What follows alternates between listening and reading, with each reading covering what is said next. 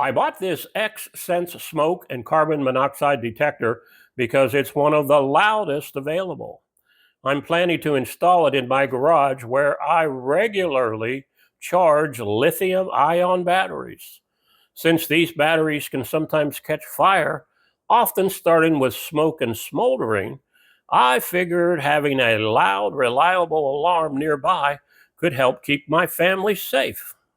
Inside the box, there's the alarm with a built in 10-year battery, a mounting plate, screws with anchors, and a user manual that's straightforward and easy to read. My garage has a high sloped ceiling. I'll mount the alarm near the beam, thinking if the smoke rises, it will travel along the ceiling, hitting the beam, giving the alarm a better chance to detect it. As for how loud this smoke alarm is, well, the manufacturer rates it at 85 decibels. That's about as loud as a lawnmower, a motorcycle, or a blender.